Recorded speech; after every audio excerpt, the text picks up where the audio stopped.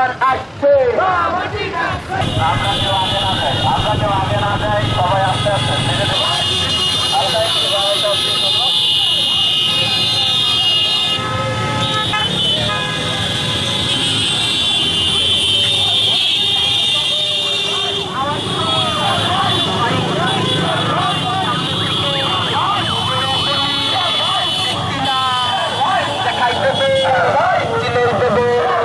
সবার সেরা ইনশাল্লাহ এমপি হবে।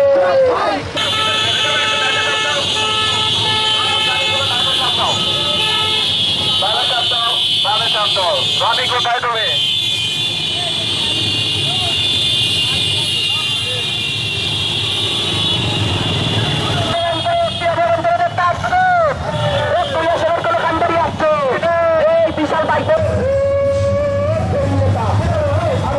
তিনবার এদেশের প্রধানমন্ত্রী নির্বাচিত হয়েছেন।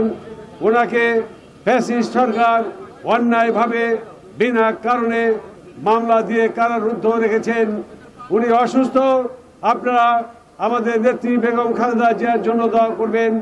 তার ছোট ছেলে আলামত রহমান কোকো আজকে বিনা চিকিৎসায় মালয়েশিয়াতে মারা গিয়েছে। তার বড় ছেলে আমাদের পার্টির অ্যাক্টিং চেয়ারম্যান তারেক রহমান আজকে সুদূর প্রবাসে আওয়ামী লীগের ষড়যন্ত্রের কারণে আজকে উনি নির্বাসিত জীবন যাপন করছে। আজকে আমাদের প্রতিষ্ঠা বার্ষিকীর অঙ্গীকার হবে আগামী দিনে 2026 সালে যে নির্বাচন হবে, এই নির্বাচনে আমরা ঐক্যবদ্ধ থেকে বিএনপি আপনার ধানের শীষে ভোট দিয়ে আপনারা জয়যুক্ত করবেন। গোপালগঞ্জে কোনোদিন নির্বাচন হয় নাই। এবার ছাত্র জনতা ভাই বোনেরা সবাই ভোট দিয়ে বিএনপিকে নির্বাচিত করবেন এবং গোপালগঞ্জে কোনো উন্নয়ন হয় নাই, ব্যক্তির উন্নয়ন হয়েছে।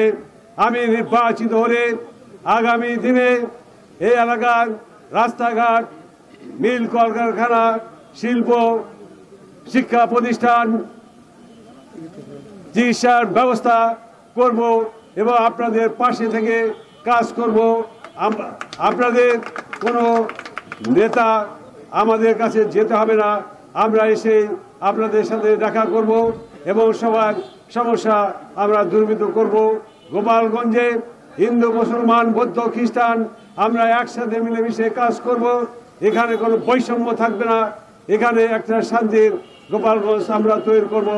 আজকে বিএনপির প্রতিষ্ঠা লগ্নে এই হোক আমাদের অঙ্গীকার।